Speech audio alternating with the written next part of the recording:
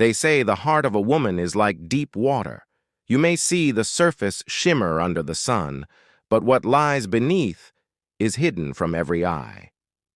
In the village of Owu, where the rivers ran quiet and the hills wore a crown of mist, people lived by rhythm, the rhythm of morning markets, of children's laughter, of drums that spoke to the ancestors.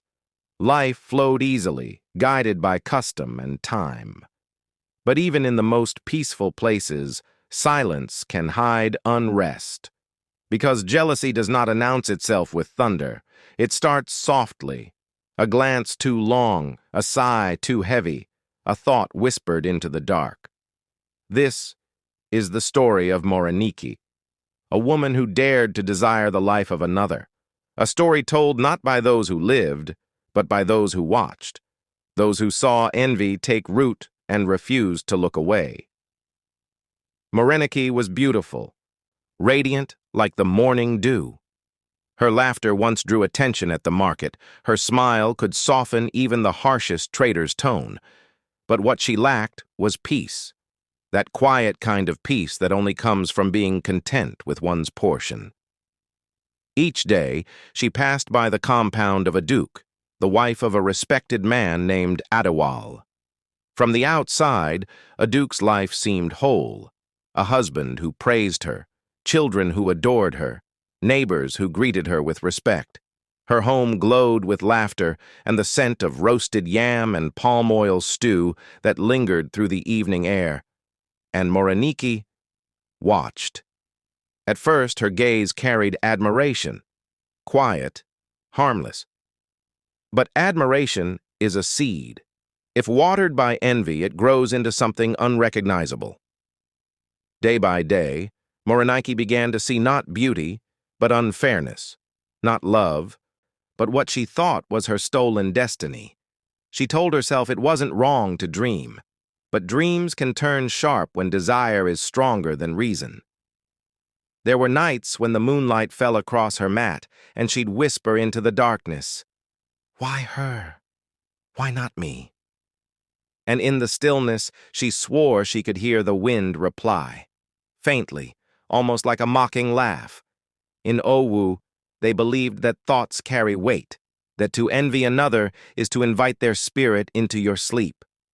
Yet Morenike's mind had long stopped fearing such things. Her envy had taken form, feeding on her loneliness, whispering new promises each night. You can be her. You deserve her life. By the time the roosters crowed, Morenike's resolve had hardened. She no longer watched from afar. She began to follow a duke, quietly, carefully, unseen. At the market, she studied the way a duke greeted the traders, her gentle bow, her soft laughter. She noted how she carried her calabash on her head, how she tied her wrapper, how she touched her husband's arm when she spoke. Morenike began to mimic every movement. She practiced a duke's smile before a cracked mirror, whispered her words alone in the dark. She changed her perfume to smell of hibiscus and coconut, a duke's scent. Each imitation pulled her deeper into a world that was not hers, and yet she could not stop. The heart that envies loses sense of boundaries. Soon, people began to whisper. They said, "Morenike has started wearing a duke's colors." They said, "Her eyes follow Adewale like a shadow follows light." But gossip in Owu often fades as quickly as it comes, until the spirits themselves begin to listen. The elders say that when jealousy burns too long in silence, the ancestors send warnings, in dreams, in the cry of a newborn, in the sudden stillness of the night. And so it began. The quiet tremors before a storm no one could see. Morenike's footsteps started tracing a duke's life, to the river where she fetched water, to the path she took to the shrine, even to her husband's workplace, where she lingered just long enough to be noticed. The wives of the village began to whisper to one another behind woven fans, but none dared confront her, for what she was doing was beyond human curiosity. It was a soul reaching for another's destiny. And so, The tale began to unfold, a tale that would leave mothers warning their daughters and men trembling at the cost of their own weakness. Because this is not a story of magic alone. It is a story of choice, of how a single thought can grow into a shadow that consumes everything. How far will envy go when love turns into obsession? And what happens when the gods themselves grow tired of deceit? The story you are about to hear changed the meaning of loyalty in Owu forever. It was said that by the time the truth came out, the earth itself refused to take sides. This is the story of a woman who watched too long, until the reflection she envied began to stare back, and the end of her tale left even the wise trembling. To understand how the story of Morenike and Aduki began, one must first understand the village of Owu, a land both blessed and burdened by tradition. It was a village where every sunrise carried meaning and every sunset was a prayer, a place where the living and the spirits walked close, separated only by the thin veil of belief. At dawn, the roosters crowed like heralds of time, calling men to their farms and women to the river. The rhythm of pestles pounding yam echoed across courtyards, and the air carried the scent of roasted maize, palm oil, and red earth after rain. Children ran barefoot through narrow paths, their laughter weaving through the rustle of banana leaves. Life in Owu moved in circles, the same markets, the same festivals, the same stories told by firelight. And in those stories, one lesson echoed louder than all. Contentment is wealth. Envy is hunger that never ends. But hunger still finds its way into even the fullest homes. Aduke, the wife, was known for her calm spirit. Her presence quieted quarrels. Her words, soft as rain, were trusted even by the elders. She rose before the sun, her wrapper tied tightly around her waist, her hands stained with soap and care. Her home was neat, her laughter sincere. To her neighbors, she was proof that patience could build peace. Her husband, Adewale, was a man of stature, tall, broad-shouldered, and respected among the hunters. He provided well, spoke wisely, and though his pride sometimes peeked through his smiles, he was known to love his wife deeply. To the village, they were a pair blessed by fortune, the kind that made others believe the gods favored them. And then there was Morenike. She lived on the other side of the stream, where the soil was harder, where laughter was fewer, and where dreams often wilted before they blossomed. Her mother had died young. Her father, a hunter, was said to have vanished into the forest one rainy season, never to return. The village pitied her, yes, but pity fades fast in a world where survival is loud. Morenike grew up with eyes that saw everything and a heart that never stopped wanting. She worked hard, traded at the market, smiled when she had to. But inside her, there was a constant ache, an ache that whispered, "You deserve more." And when she saw Adewale and Aduke walking side by side on market days, laughter threading between them like music, the ache sharpened. Aduke would stop to greet the old women, her voice soft and bright. Morenike would watch from behind her stall, pretending to arrange her goods. Sometimes their eyes met, Aduke smiling politely, unaware that her gentleness was being studied. Every gesture became a lesson, every word a note. Morenike wasn't just watching, she was learning. And slowly, she began to mirror Aduke's life like a reflection bending in the river's surface.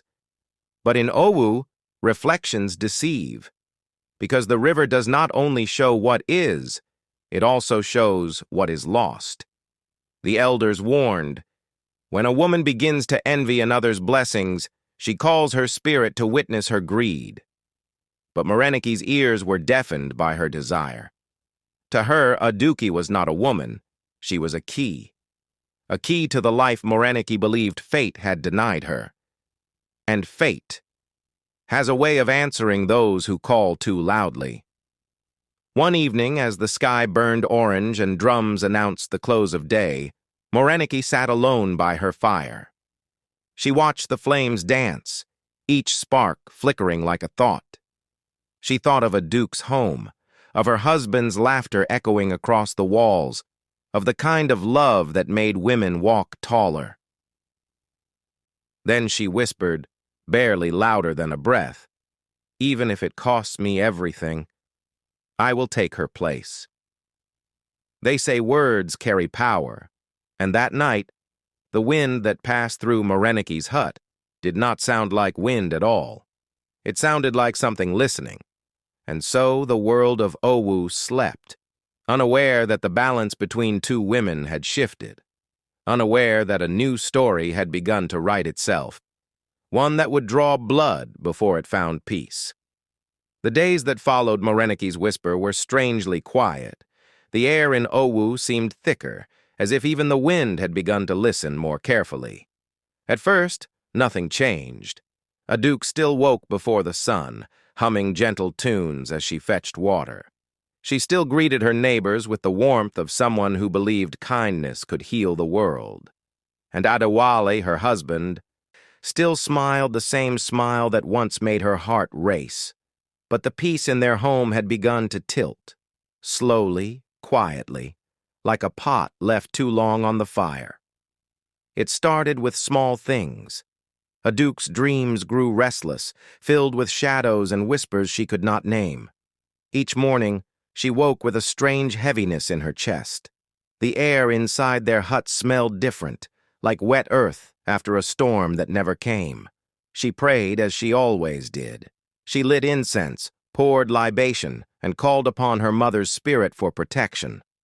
But still she felt watched. Meanwhile, on the other side of the stream, Morenike's life began to change, subtly, unnaturally. Her market stall, once overlooked, started drawing attention. Women who once ignored her began to greet her first. Men lingered longer when they passed, drawn to something they couldn't explain. And one evening, when she walked past Adewale's compound, he looked up, just once, but long enough for Morenike to feel the earth shift beneath her feet. That look, brief, unplanned, was all the confirmation she needed.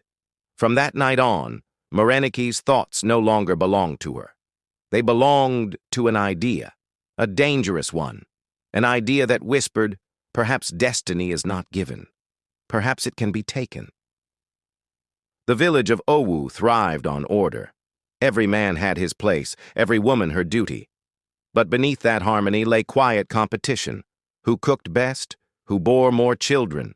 Who caught the eye of the chiefs? And when envy entered such a place, it never arrived loudly. It came like smoke, creeping, curling, unseen until it stung the eyes. Aduk noticed that Morenike had begun visiting her more often.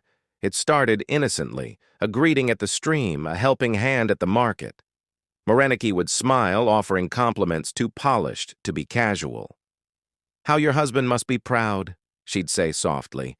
"Your home glows like the moon." Aduki would smile back, polite but cautious.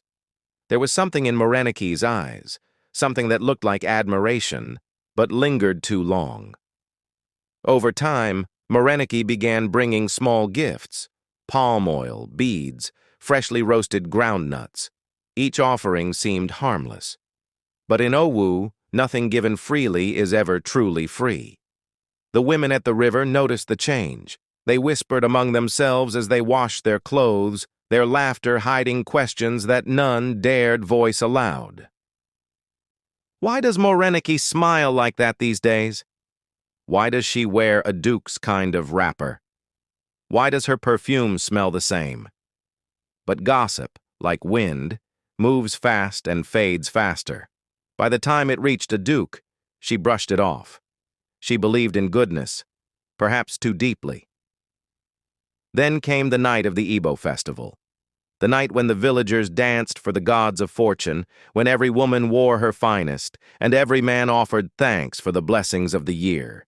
The drums were fierce that night. Flames danced high, painting the sky in gold and shadow. A Duque, radiant in white and coral beads, danced beside Adewale, their laughter blending with the music. From across the crowd, Morenike watched. Her eyes glistened in the firelight, her hands clenched around a calabash of palm wine she never drank. The sound of the drums began to slow in her ears, replaced by a pounding rhythm from within. And in that moment, she made a decision. The next day, she visited the old woman by the forest's edge, the one people called Iya Ologbo, the one who spoke to shadows and sold silence to those who could pay its price. The old woman did not ask questions. She simply looked at Morenike, long, deep, knowing, and said, "You have been watched for some time. The spirits hear your heart louder than your words." Morenike trembled, but her voice did not break. "I don't want her to suffer," she whispered. "I just want her place." The old woman smiled faintly, a smile that revealed no mercy.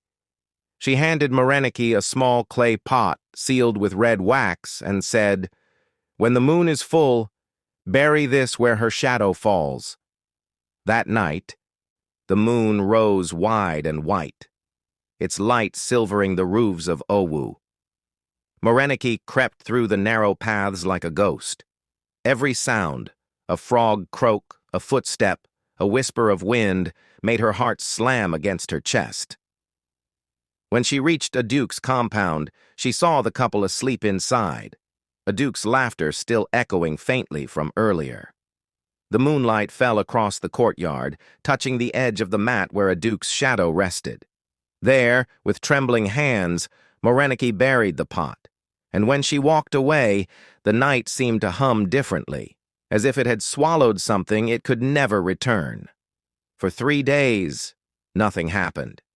Then, on the 4th morning, Aduke woke with a pain in her chest. It was sharp, heavy, like the weight of unseen hands pressing down. Her mirror cracked without reason. Her favorite beads snapped as she dressed. Her laughter, once bright, grew faint. Adewale called for healers. They came, they prayed, they anointed her forehead. But none could find what ailed her. And far away, Morenike's stall overflowed with customers. Her fortunes rose as Aduke's strength fell. Balance, it seemed, had shifted. But the gods of Owu do not sleep. They see what mortals hide, and when destiny is stolen, it demands a debt. It began with dreams. Morenike started hearing whispers at night, familiar voices calling her name from the forest. Her reflection no longer smiled when she did, and the clay pot, though buried, began to appear in her dreams, cracked open, something crawling from it. The old woman's words echoed, "When you take what is not yours, it does not stay silent in your hands." Aduke, growing weaker by the day, began to see visions too, shadows moving at the edge of her sight, the sound of a woman's footsteps pacing outside her door. One night, she rose suddenly, sweating, whispering, "She's here again." Adewale turned, confused. "Who?" But Aduke only stared into the darkness, her eyes wide, her lips trembling, as if she saw something he couldn't. By the next moon, 2 women were bound by one curse, one wasting away, the other losing her sleep to voices that would not stop calling. And in the silence between them, the gods watched, waiting for one of them to confess. The night the gods answered was a night no one in Owu forgot. The sky was swollen with clouds, dark and trembling, like a secret about to break. The air smelled of rain and smoke, and in every hut, lamps flickered nervously. Morenike sat by her window, staring into the distance. Sleep had abandoned her. For nights, she'd been haunted by the same dream, Aduke, standing at the edge of the river, eyes pale, voice hollow, whispering, "You cannot steal the sun, Morenike. Even if you hold it, it will burn you." That evening, as she prepared to lie down, she heard it again, the faint knock, 3 times, slow, measured, heavy enough to make her blood freeze. She rose, clutching her wrapper. No one was outside. Only the wind, twisting through the palm trees, carrying whispers she couldn't understand. And then she saw it. At the edge of her compound, half buried in mud, the same clay pot she had buried under a duke's shadow weeks ago. But now, the red wax was broken. The earth around it was black, as if burned. Her knees weakened. The storm howled louder. She reached for the pot, but before her fingers could touch it, a voice, clear as daylight, whispered her name. Morenike. She stumbled back, eyes wide, heart pounding. The pot cracked open, and from within came a slow hiss, like something breathing after years of silence. The ground trembled lightly. From the darkened path, a figure began to appear. A woman, walking slowly, her white wrapper drenched, her face hidden beneath her hair. Morenike tried to run, but her feet refused to move. The closer the figure came, the colder the air grew. And when the woman finally lifted her face, Morenike gasped. It was a duke, or what remained of her. Her eyes were hollow, her lips moving soundlessly, as if speaking a language only spirits understood. The rain began to fall. Sudden, fierce, unrelenting. Morenike fell to her knees, trembling, whispering, "Forgive me. I didn't mean... I only wanted..." But a duke's voice rose above the storm, sharp and clear.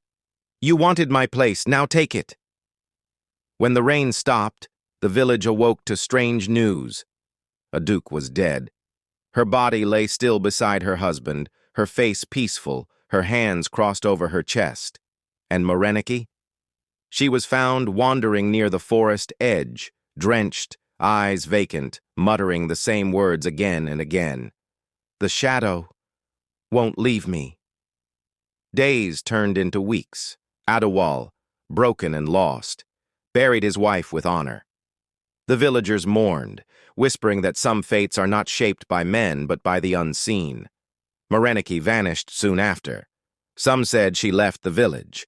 Others swore they saw her wandering at dusk, barefoot, hair unkempt, carrying a small clay pot that never emptied. No matter how much she poured from it. Years passed. Children grew, seasons changed, and the story of a duke and Morenike became a warning told by firelight. In Owu, mothers whispered it to their daughters. "Do not envy another woman's light, for the gods see who covets the flame, and they do not forget." Some nights, when the moon is full, the villagers say they still see her, a woman walking between the river and the market square, carrying a clay pot that leaks light instead of water. She hums softly, a song that no one recognizes, a song that sounds like both love and sorrow. And if you listen closely, you might hear her whisper, "Be careful what you watch too closely, for in watching you may awaken what you do not understand." The gods of the old world do not punish with anger, but with memory. And memory, my friend, never dies. Envy wears many faces. Sometimes it looks like admiration, sometimes like love. But at its core lies hunger, a hunger that devours the heart before it ever touches the prize. In Owu, they say the gods forgive many sins, but envy is never one of them, because envy is not just against another, it is against destiny itself. So the story of a duke and Morenike reminds us, what is yours will find you. What is not will destroy you if you chase it long enough. And when you next feel the sting of jealousy, remember this tale, for it echoes beyond Owu, beyond time, whispering through the wind. The shadow you envy may be the one that follows you home. Every story carries a truth. Some we see, some we only feel. If this tale stirred something within you, subscribe to Undermoon Tales for more timeless stories. Stories of love, betrayal, fate, and the unseen. Tell us in the comments below. What lesson did you take from this story? And what part of the world are you watching from?